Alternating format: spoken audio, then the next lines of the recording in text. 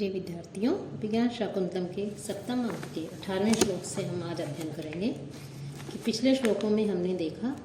कि राजा इंद्र के कार्य को पूरा करने के पश्चात वापस जब पृथ्वी लोक की तरफ लौट रहे हैं तब मार्ग में उन्हें मारीच ऋषि का आश्रम दिखाई देता है और वो उस आश्रम में जाकर के उन ऋषि के दर्शन करने की इच्छा प्रकट करते हैं मातृ से। जैसे ही वो उस आश्रम में प्रवेश करते हैं उन्हें एक बालक दिखाई देता है जो कि सिंह के शावक को, जो अपने माता के स्तनों का दूध पी रहा है, आधा ही दूध पिया है, ऐसे उस बालक को जबरदस्ती बलपूर्वक जो है खींच रहा है कि तुम जो है मेरे साथ खेलो। और उस बालक को कह रहा है कि तुम अपना मुंह खोलो, मैं तुम्हारे दांत गिनूंगा। राजा ऐसे उस बालक को देखकर, उसके उस व्यवहार को देखकर, वीरतापूर्ण व्यवहार को देख करके राजा आश्चर्यचकित हो जाता है। और जब फिर जो तपस्विनियाँ होती हैं, तापसी होती हैं, वो उस बालक से कहती हैं कि तुम जो है इस सिंह शावक को छोड़ दो, हम तुम्हें दूसरा खिलौना देंगे। तो बालक कहता है कि मुझे जो है दूसरा खिलौना ला करके दो, तब तक मैं इसी के साथ, सिंह शावक के साथ ही खेलूंगा। तब वो जो तापसी होती है, एक तो वो मिट्टी का मयूर लेने के लिए, खिलौना लेने के लिए चली जाती है, और दूसरी तापसी जो है जैसे ही राजा को देखती है वहाँ पास में, वो राजा से आग्रह करती है कि आप जो है इस बालक के द्वारा पीड़ित किए जाते हुए इस सिंह शावक को छुड़ाओ। तब राजा पास में जाकर के इस 18वें श्लोक में कहता है कि अयि भो महर्षि पुत्र, कि अरे वो महर्षि पुत्र, एवं आश्रम विरुद्ध वृत्तिना संयमः किम इति जन्मतः त्वया सत्व संशय सुखो अपि दूष्यते कृष्ण सर्प शिशुन एव चंदन है। कि इस प्रकार से आश्रम विरुद्ध वृत्तिना, कि आश्रम के प्रतिकूल आचरण करने वाले, त्वया तुम्हारे द्वारा, जन्मतः तुम जो है यहाँ आश्रम के विरुद्ध आचरण कर रहे हो। और आश्रम कैसा है कि जहाँ जन्म से लेकर के सत्व संशय, जन्म से लेकर के जितने भी सत्व हैं, जो प्राणी हैं, उन प्राणियों को आश्रय देने के कारण सुख देने वाला भी है, साथ ही साथ संयम है, ऐसे अहिंसा आदि जो नियम आदि हैं उनको पालन करने वाला है, सुख देने वाले हैं। ऐसे इस आश्रम में कृष्ण सर्प शिशुना चंदन है एव, कि जैसे चंदन का वृक्ष होता है और उस वृक्ष को जो कृष्ण, उस वृक्ष को जो काले सर्प का, कृष्ण सर्प का जो शिशु होता है, वो अपने गरल से, अपने विष से उस चंदन के वृक्ष को दूषित कर देता है, उसी प्रकार से किम इति दूष्यते, तुम भी जो है इस आश्रम के विरुद्ध जो है इस प्रकार का ये कार्य क्यों कर रहे हो, इसे जो है इस मृगेंद्र को, मृग शावक को जो है क्यों पीड़ित कर रहे हो। कि राजा उस बालक से को संबोधित करते हुए कहते हैं कि जिस प्रकार से काले सर्प का, कृष्ण सर्प का जो शिशु होता है, वो अपने विष से चंदन के वृक्ष को दूषित कर देता है, कि जबकि चंदन का वृक्ष कैसा होता है, शीतल होता है, अपनी सुगंध को सब तरफ फैलाने वाला होता है, उसी प्रकार से यह आश्रम जो है, यह भी अहिंसा आदि नियमों यहाँ पे उनका पालन किया जाता है। यहाँ पे जो भी आते हैं उन सभी जीवों को अभयदान मिलता है। अभयदान आदि के द्वारा ये आश्रम जो है सबके लिए सुखकर है। और ऐसे इस आश्रम के जीवों को, ऐसे इस सिंह शावक को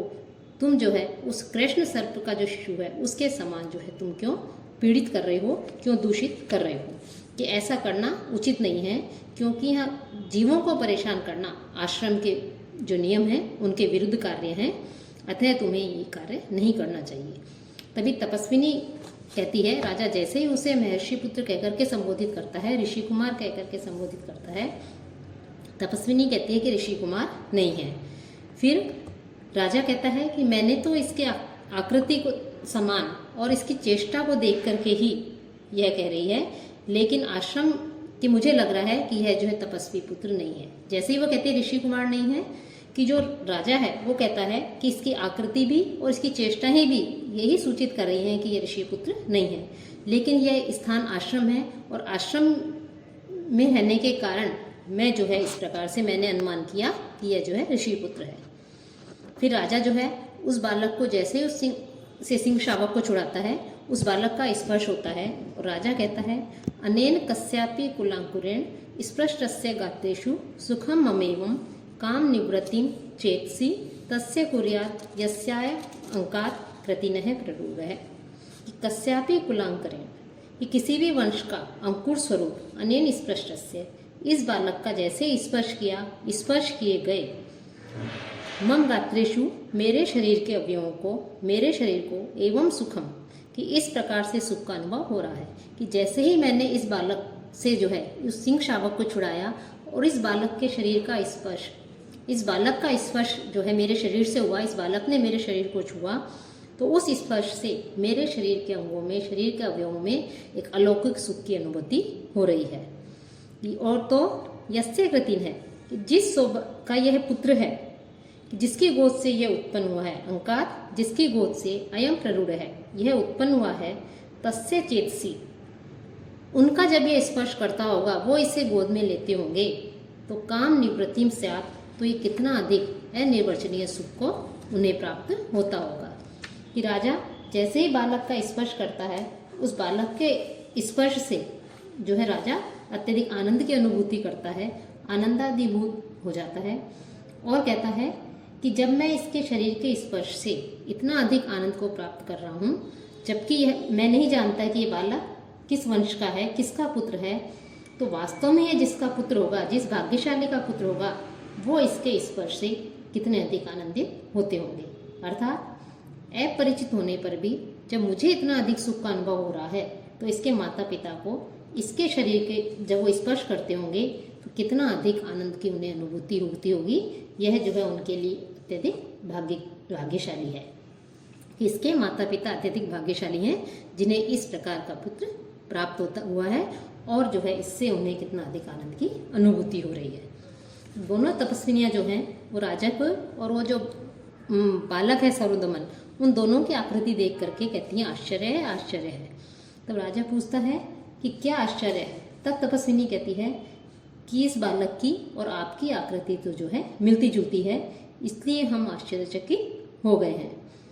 फिर राजा कहता है कि जो है यदि यह ऋषि कुमार नहीं है तो यह किस वंश का है? तब तपस्विनी कहती है यह पुरुवंशी है, कि पुरुवंश में उत्पन्न हुआ है, यह इसका वंश पुरुवंश है। फिर राजा मन ही मन में सोचता है कि क्या इसका और मेरा वंश एक ही है, कि यदि यह तपस्विनी इसको मेरे समान आकृति वाला मान रही है, लेकिन जो पुरुवंशी हैं उन पुरुवंशियों का तो यह अंतिम कुलव्रत है। अर्थात पुरुवंशी जो होते हैं वो युवावस्था में तो राजभवनों में रह करके निवास करते हैं और वृद्धावस्था में अपनी पत्नी के साथ में वानप्रस्थी बन करके तपोवनों में रहते हैं। तो यह जो है पुरुवंशी कैसे हो सकता है, उनकी संतान ये कैसे हो सकती है? राजा कहता है भवनेषु रसादिकेषु पूर्वम क्षितिः रक्षार्थम उशंति ये निवासम नियते पतिव्रतानि पश्चात तरुमूलानि गृही भवन्ति तेषाम। कहते हैं कि ये कि जो पुरुवंशी राजा पूर्वम पहले क्षिति रक्षार्थम अर्थात युवावस्था में तो क्षिति पृथ्वी की रक्षा के लिए रसादिकेषु जो सांसारिक सुखोपभोग की जहाँ सारी वस्तुएं उपलब्ध हैं, ऐहिक भोगों से परिपूर्ण जो राजभवन है उनमें निवासम उशंति निवास करना चाहते हैं। पश्चात और उसके बाद में अर्थात वृद्धावस्था में तेषाम नियतैकम वो जो है नियमित रूप से पवित्र जो वानप्रस्थ आश्रम है उस वानप्रस्थ आश्रम का जीवन व्यतीत करते हैं। किसके साथ में? नियतैक पतिव्रतानि, कि पतिव्रता धर्म का पालन करने वाली, नियतैक पतिव्रतानि कि पतिव्रता नियम परायणा पतिव्रता जो पत्नी है उस पत्नी के साथ में आकर के तरुमूलानि गृही भवन्ति वृक्षों की जड़ें ही तने ही जो है उनका घर हो जाते हैं। अर्थात तापसी का कथन सुनकर राजा सोचते हैं कि यदि कोई पुरुवंशी राजा अपनी एक नियम परायणा पत्नी के साथ में, पतिव्रता पत्नी के साथ में इस तपोवन में आकर के रहने लग गया है अर्थात वानप्रस्थ आश्रम में यदि वो प्रविष्ट हो गया है तो और नियमों का और वानप्रस्थ आश्रम में आने के पश्चात यहाँ व्रत नियमों आदि का पालन करने से संतान उत्पत्ति नहीं हो सकती। यदि कोई पुरुवंशी युवावस्था में ही अपनी पत्नी के साथ में यहाँ आकर रहने लगा हो तो यह भी संभव नहीं है कि कोई भी पुत्र व्यक्ति जो है कोई भी जो है इस वानप्रस्थ आश्रम में अपने पुत्र को साथ में लेकर के नहीं आता। वो वानप्रस्थ आश्रम में तो केवल पत्नी ही साथ आ सकती है, पुत्र नहीं। फिर पुरुवंशी जो राजा हैं उनका तो यह कुलव्रत भी रहा है कि वो पृथ्वी का पालन पोषण करने के लिए, पृथ्वी की रक्षा करने के लिए राजा कह रहे हैं कि वो युवावस्था में तो सुख आदि से परिपूर्ण जो राजभवन में उनमें निवास करते हैं, और जब वो वृद्ध हो जाते हैं तो अपनी संतान के ऊपर राज्य का भार सौंप करके तब नियम आदि का पालन करने वाली जो पतिव्रता पत्नी है उसके साथ में ऐसे आश्रमों में आकर वृक्षों के नीचे जो है निवास करते हैं, कुटिया बना करके आश्रम में रहते हैं वृद्धावस्था में। तो यह बालक पुरुवंशी कैसे हो सकता है? यह बालक पुरुवंशी कैसे हो सकता है? क्योंकि वानप्रस्थ आश्रम में पुत्र के साथ आ नहीं सकते, और ये जो पुत्र है उस पुत्र को वानप्रस्थ में जो है आश्रम में तब प्रवेश किया जाता है जब माता पिता राजकार्य आदि का भार उसको सौंप करके वानप्रस्थ आश्रम में प्रवेश करें। तो राजा जो है वानप्रस्थ आश्रम में रहने वाले राजाओं के पुत्र जन्मादि की संभावना जो है उसको जो है दूर कर दिया गया है कि इस प्रकार से जो है यह पुरुवंशी कैसे हो सकता है, राजा के मन में संदेह होता है।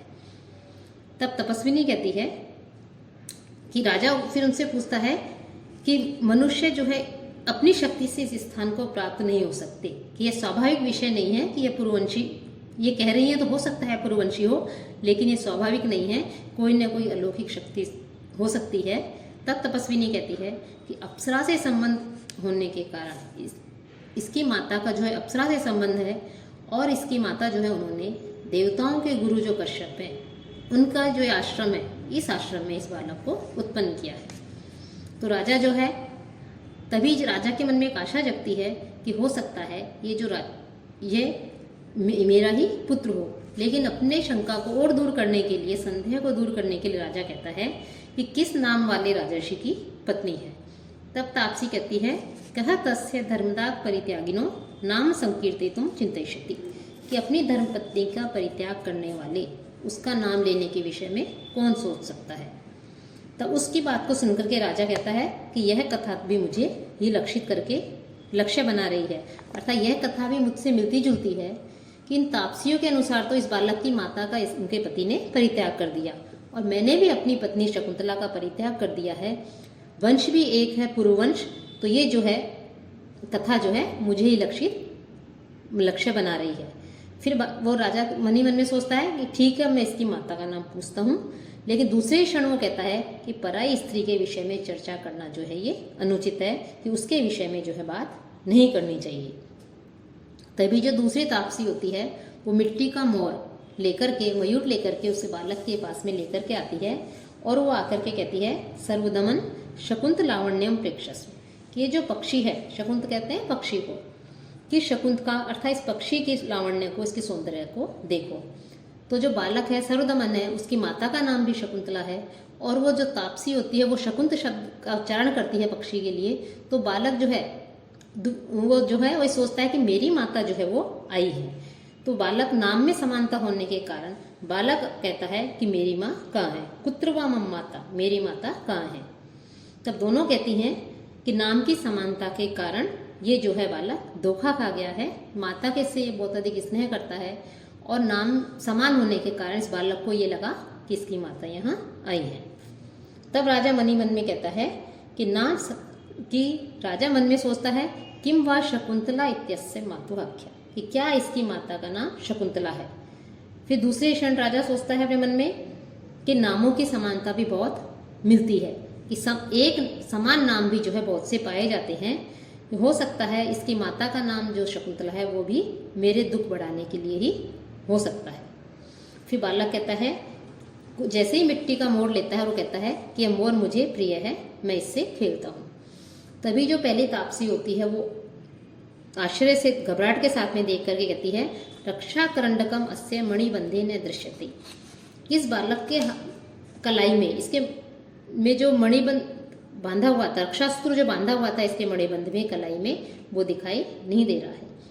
कि वो जो बालक है सर्वदमन है, वो सिंह शावक को जबरदस्ती अपनी माता का जो दूध पी रहा है उसको खींच रहा था, तो उसी के कारण उस रगड़ से जो है वो रक्षासूत्र उसके हाथ से गिर जाता है। तो जब उसके हाथ में कलाई में वो रक्षासूत्र नहीं देखती हैं तापसियाँ तो घबरा जाती हैं और कहती हैं कि वो रक्षासूत्र दिखाई नहीं दे रहा है। तभी राजा को वो रक्षासूत्र नीचे गिरा हुआ दिखाई दे जाता है। तो राजा कहता है कि यह रक्षासूत्र जो है यहाँ गिर गया है, ऐसा कहकर के राजा उसे उठाना चाहता है। तभी दोनों जो तापसियाँ होती है वो कहती हैं माँ खलु एतदम अवलंब,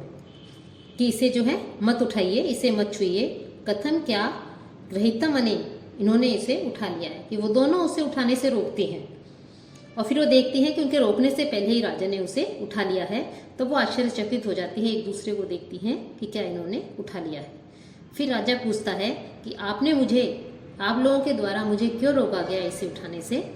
तो पहली तापसी कहती है कि श्रोतु महाराज, कि महाराज सुनिए, ऐशा अपराजिता नाम औषधि अस्य जातकर्म समय भगवता मारीचेन दत्ता,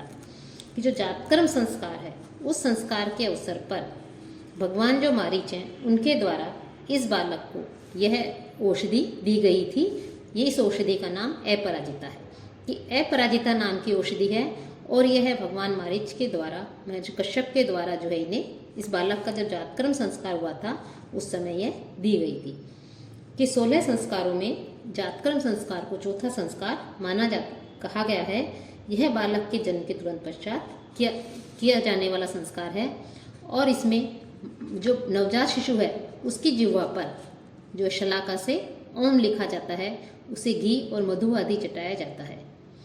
यह संस्कार वैसे पिता ही करता है, लेकिन पिता के नहीं रहने पर अन्य कोई दूसरा व्यक्ति भी इस संस्कार को कर सकता है। तो कह रहे कि जब इस बालक का जातकर्म संस्कार हुआ तो वैसे तो इसके पिता को करना चाहिए, लेकिन इसके पिता ने इसकी माता का परित्याग कर दिया है, तो इस संस्कार को जो ऋषि मारीच है, महर्षि मारीच है, उन्होंने किया, और उन्होंने उस अवसर पर इसके हाथ में जो है ये अपराजिता नाम की औषधि बांधी। और इस औषधि को माता पिता और स्वयं को छोड़कर कोई दूसरा इसे नहीं उठा सकता। यदि ये हाथ से गिर जाए तो इसे माता पिता और स्वयं के अलावा कोई दूसरा नहीं उठा सकता। तब राजा कहता है कि यदि कोई इसे अत घृणाति, यदि कोई दूसरा इसे उठा लेता है तो पहली कहती है ततः तम सर्पो भूतवा दंशति, कि है तब यह सर्प औषधि जो है अपराजिता औषधि, ये सर्प बन करके उसको काट लेती है। तो राजा कहता है क्या आप दोनों ने कभी ऐसा देखा है कि इस औषधि ने किसी को सर्प बन करके काटा? तो दोनों कहती हैं कि बहुत से ऐसे अवसर आए हैं कि औषधि जो है इस बालक की कलाई से नीचे गिर गई, और किस माता के अलावा, इसके अलावा किसी अन्य ने उसे उठा लिया, और वो जो है इस औषधि ने सर्प बन करके उसको कस लिया। ये एक रक्षा सूत्र है, इससे जो है इस बालक की रक्षा होती है, इसलिए इसकी कलाई पर ही रक्षा सूत्र बांधा गया है। राजा फिर प्रसन्न हो जाता है और कहता है कि अब मेरा मनोरथ एक तरह से पूर्ण हो गया लगता है, अपने मनोरथ का अभिनंदन करो। अर्थात इनके अनुसार तो माता पिता और इस बालक के अलावा अन्य कोई नहीं उठा सकता, और इस औषधि को मैंने उठा लिया है नीचे भूमि पर गिरी हुई को, और इसने सर्प बन करके मुझे नहीं डसा, तो मुझे विश्वास हो गया कि ये जो है मेरा ही पुत्र है, मैं इसका पिता हूँ। ऐसा कह करके बालक का आलिंगन करता है। तब जो तापसी होती है वो कहती हैं कि इस सारी घटना को हम शकुंतला को बताने के लिए चलती हैं। हे सुव्रते आओ, हम जो है शकुंतला को सारी घटना बताते हैं। ऐसा कह करके दोनों निकल जाती हैं। तभी बालक कहता है कि मुंच माम यावन मातु सकाशम गमिष्यामि, कि मुझे छोड़ो, मैं माता के पास जाऊंगा। राजा कहता है हे पुत्र, मया सहैव मातरम अभिनंदिष्यसि, कि मेरे साथ ही अपनी माता का अभिनंदन करोगे। फिर बालक कहता है कि मम खलु तातो दुष्यंत है, कि मेरे पिता दुष्यंत हैं, न तुम नहीं। फिर राजा से स्मितम मुस्कुरा करके कहता है एष विवादेव प्रत्यायति, यह विवाद ही मुझे विश्वास दिला रहा है कि यह मेरा पुत्र है। इसके पश्चात जो शकुंतला होती है वो एक वेणी को धारण करने वाली जो शकुंतला है वो वहाँ पर जो है प्रवेश करती है, और प्रवेश करके शकुंतला कहती है कि सर्वदमन की जो औषधि थी, रक्षा सूत्र जो था, उसके विषय में मैंने जब सुना कि किस प्रकार से वो इसके हाथ से गिर गई और किसी के द्वारा उठा लिया गया, और इसने जो है अपना जो विकार है उसको नहीं दिखाया, अर्थात सर्प बन करके उसे नहीं डसा, तो मुझे इस प्रकार से मेरे भाग्य पर मुझे विश्वास नहीं था कि मेरे जो पति है राजा दुष्यंत तो मुझे ढूंढते हुए आएंगे, खोजते हुए आएंगे। लेकिन दूसरे क्षण कहती है कि जैसा कि सानुमति ने मुझे कहा था कि राजा किस प्रकार से मेरे विरह के कारण व्याकुल है, पश्चाताप कर रहा है, दुखी है, तो उससे जो है ये संभव भी हो सकता है कि राजा जो है मुझे ढूंढते हुए यहाँ आ गए। तभी राजा शकुंतला को देख कर कहता है अये सा इयम अत्र भवती शकुंतला, कि अरे यह आदरणीय सम्मानीय वही शकुंतला है, कि जो यह वही शकुंतला है जिसका मैंने परित्याग कर दिया था। और अब इसकी कैसी अवस्था हो रही है उसका वर्णन राजा कह रहे हैं। वसने परिधूसरे वसाना नियम शाम मुखी धृत एक वेणी ही अति निष्करुणस्य शुद्धशीला मम दीर्घम विरह व्रतम विवर्ति। परिदूसरे वसने वसाना, परिदूसरे के मलिन जो वस्त्र हैं, ऐसे वसने वस्त्रों को वसाना धारण किए हुए हैं, कि इसने जो शकुंतला है, इस शकुंतला ने मलिन वस्त्रों को धारण किया हुआ है। मलिन जो वस्त्र हैं, जो 2 वस्त्र हैं, उन वस्त्रों को धारण किए हुए हैं। साथ ही साथ नियम शाममुखी, नियमों का आश्रम में रह रही है, तो आश्रम में नियमों का, व्रतों का पालन करने के कारण कृश मुख वाली, कृशकाय मुख वाली, कमजोर मुख वाली, तृतीयक वेणी और एक चोटी धारण करने वाली, शुद्धशीला, शुद्ध आचरण करने वाली, और अति निष्करुणस्य, अत्यधिक निष्ठुर, जो मम दीर्घम विरह व्रतम, मेरा जो मेरे द्वारा त्यागा गया निष्ठुर पति मेरे द्वारा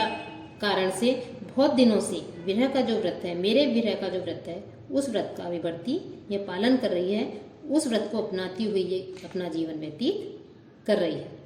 कि कवि ने 3 विशेषणों के द्वारा विरह व्रत का यहाँ पर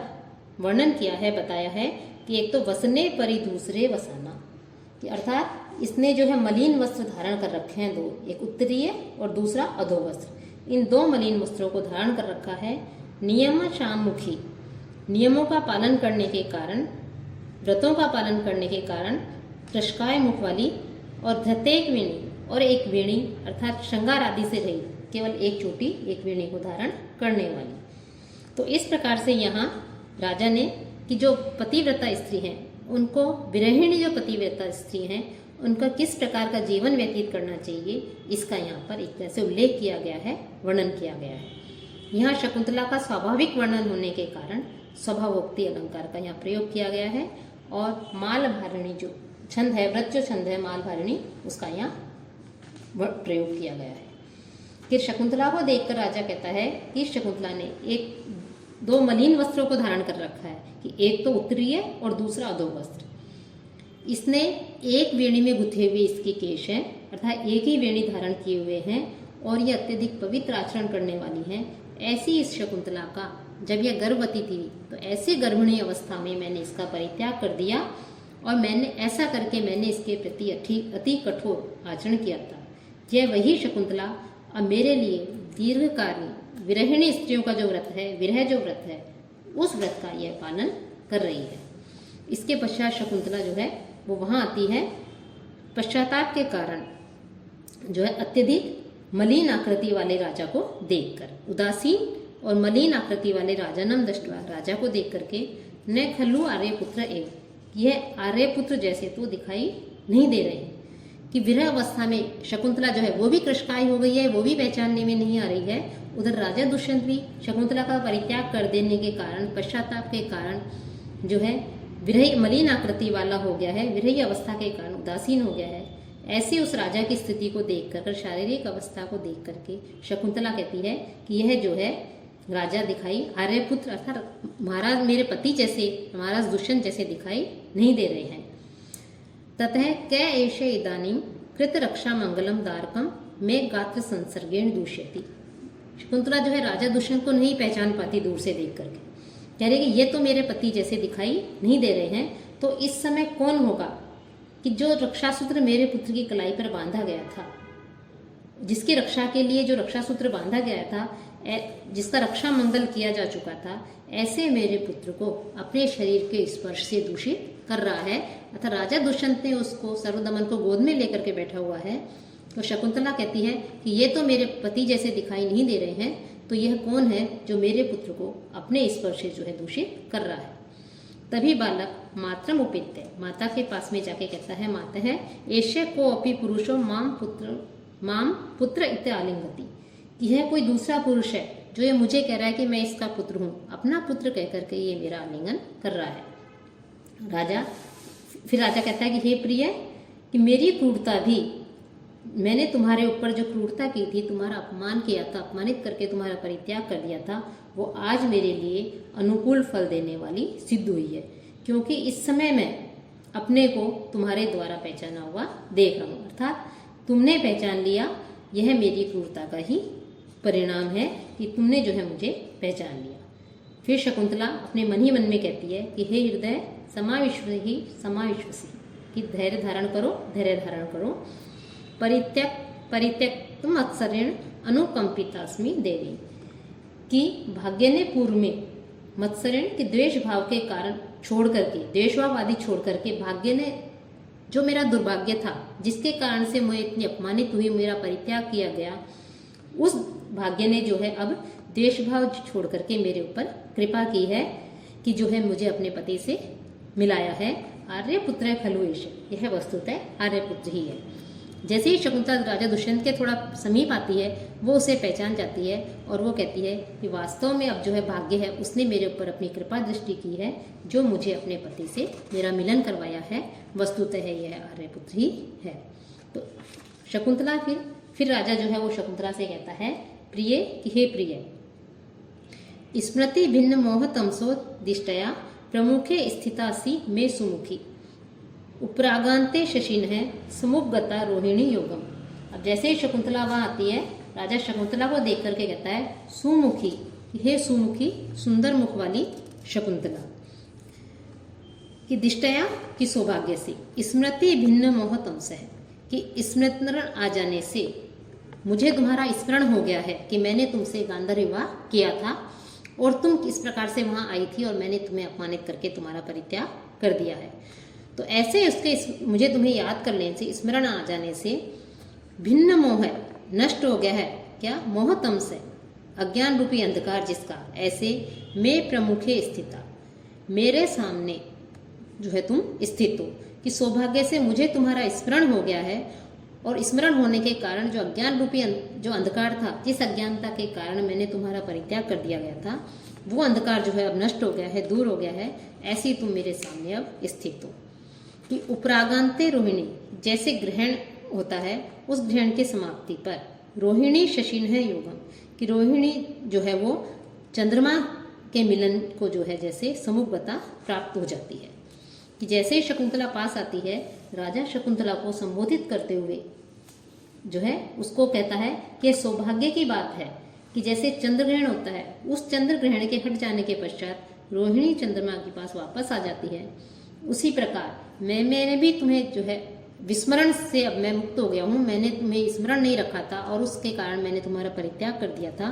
अब उस विस्मरण से जो है मैं मुक्त हो गया हूँ और पूर्व में घटित जो घटना थी गांधर्व विवाह आदि, उसका जो है मैं पुनः स्मरण कर रहा हूँ। कि हे सुमुखी की भाग्यवश,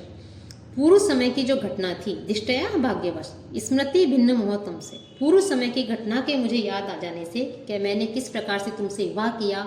और किसी कारण मोह से ग्रसित होकर के अज्ञानतावश जो है मैंने तुम्हारा परित्याग कर दिया, ऐसा वो अज्ञान रूपी जो अंधकार था वो अब तुम्हें देख करके दूर हो गया है। और फलतः तुम मैं प्रमुखे स्थित आसी, और तुम मेरे सम्मुख उपस्थित हो गई हो। और अब तुम्हारा और मेरा मिलन उसी प्रकार से है जैसे ग्रहण समाप्त हो जाता है, उस ग्रहण काल के समाप्ति होने के पश्चात जो रोहिणी नक्षत्र है, चंद्रमा की पत्नी रोहिणी नक्षत्र को जो है चंद्रमा की पत्नी कहा जाता है। तो जो चंद्र पत्नी है रोहिणी है, अर्थात नक्षत्र विशेष है, वो चंद्रमा ग्रहण के पश्चात चंद्रमा के समीप आ जाता है। वैसे ही जैसे ग्रहण की समाप्ति पर चंद्र रोहिणी योग होता है, वैसे ही अज्ञान रूपी मोह रूपी अंधकार के दूर होने पर अब तुम्हारा और मेरा जो है वापस मिलन हो गया है। अर्थात बड़े सौभाग्य की बात है कि मेरा जो संदेह था, जो संशय था, जो मोह था, जो अज्ञानता थी, वो सब अब दूर हो गया है और तुम्हारी जो है मुझे प्राप्ति हो गई है, तुम्हारा मेरे से पुनः मिलन हो गया है। तब शकुंतला राजा को देखकर कहती है जयतु आर्यपुत्र है, महाराज की जय हो जय हो। ऐसा कह करके आधी बात ही कहती है, तभी उसका आंसुओं से, स्नेह के कारण, आश्चर्य के कारण, राजा के प्रति जो प्रेम था उसके कारण से जो है वो आंसुओं से उसका गला भर जाता है और वो रुक जाती है।